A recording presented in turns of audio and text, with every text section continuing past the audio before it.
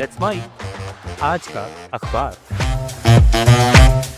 नमस्कार, let's mic में आपका स्वागत है। आज का अखबार के साथ मैं राखी जाए।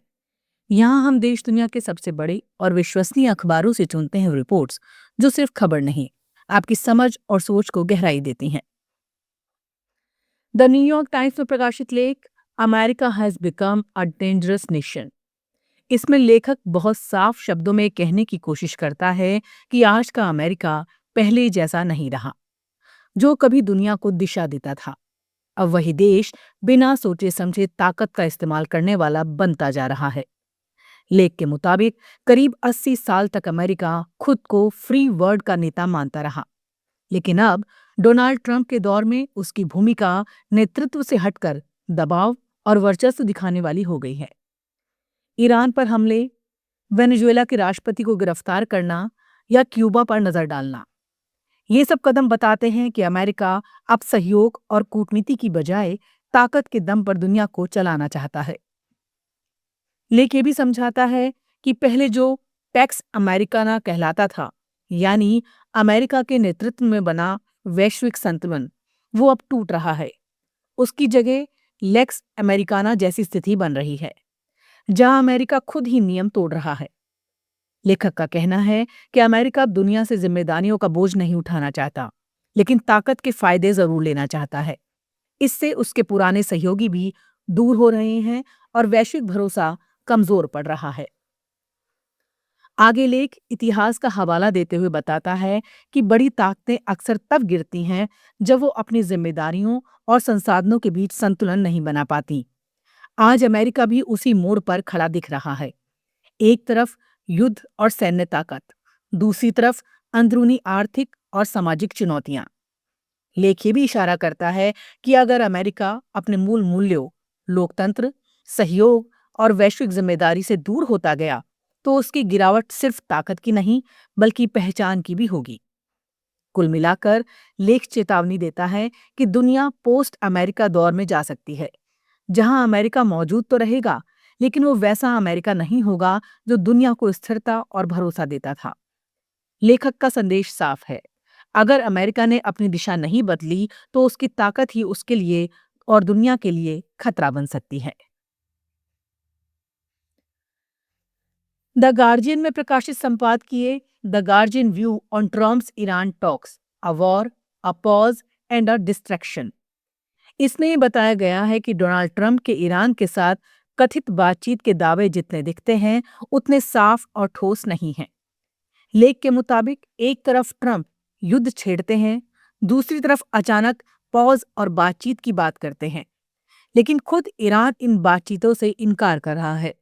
यानी स्थिति बेहद उलझी हुई है, जहां युद्ध, कूटनीति और बयानबाजी तीनों साथ चल रहे हैं और सच्चाई साफ नहीं है।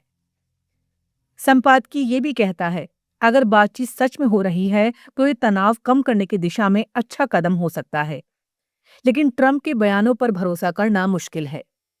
उनके रुख में स्थिरता नहीं दिखती। आज बातचीत, कल फिर हमले। इससे वैश्विक बाजार और क्षेत्रीय सुरक्षा दोनों पर अनिश्चितता छा गई है, खासकर तब जब खाड़ी क्षेत्र में तेल और ऊर्जा ढांचे पर हमलों का खतरा बना हुआ है। लेख का सबसे अहम बिंदु यह है कि इस पूरे संकट के बीच एक और बड़ी चीज चुपचाप हो रही है।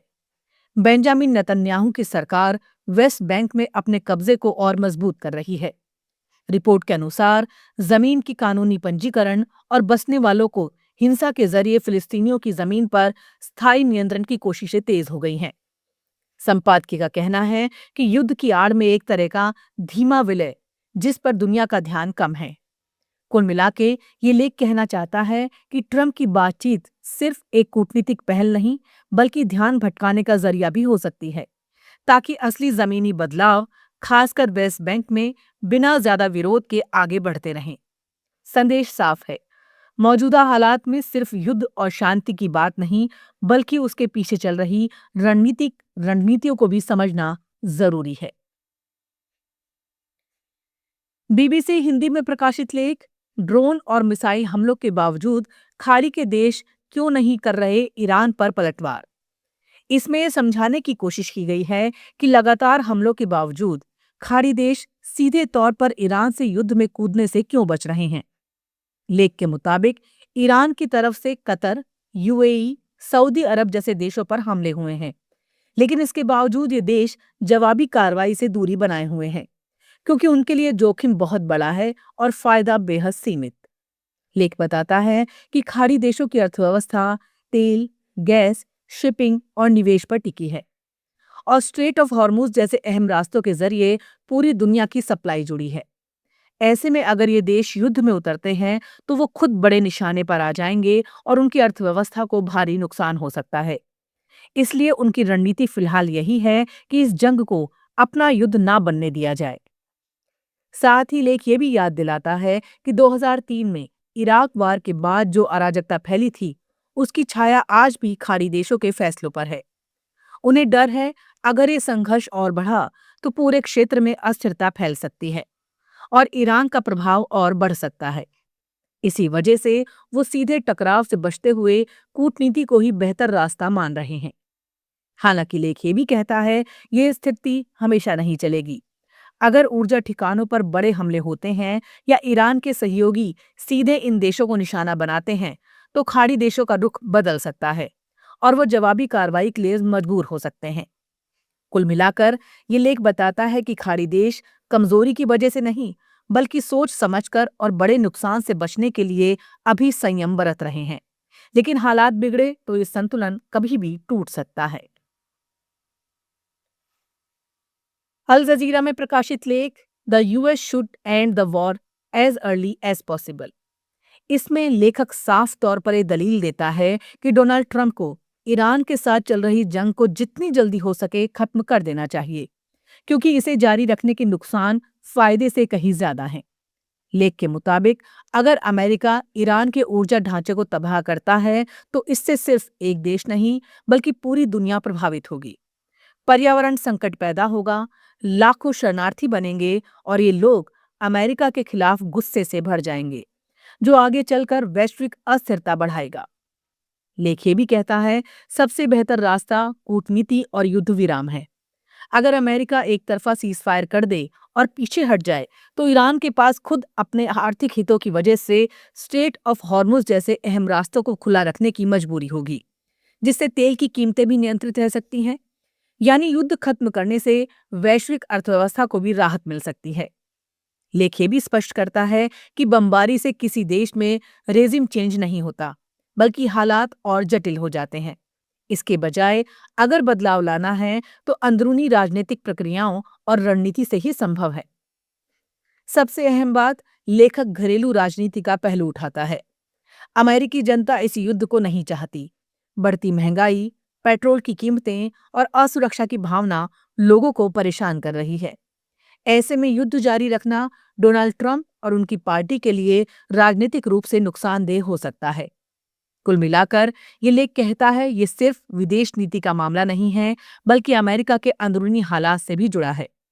संदेश साफ है, युद्ध जितना लंबा चलेगा उतना ही नुकसान बढ़ेगा। इसलिए समझदारी इसी में है कि इसे जल्द खत्म कर दिया जाए और ध्यान फिर से देश के अंदर के मुद्दों पर लगाया जाए। आज का अखबार में फिलहाल इतना ही। देखते रहिए, सुनते रहिए लेट्स माइक। नमस्कार। आप सुन रहे थे let's mic more than radio. Follow कीजिए हमें हमारे सोशल मीडिया प्लेटफॉर्म्स पर। It's time for news. It's time for more than radio. Presenting the first radio news app, Let's Mic.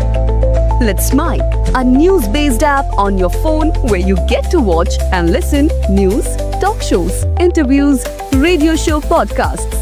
On Let's Mic, you get all relevant information of TV, print, radio, podcast, and digital. Let's Mic talks about every segment of life.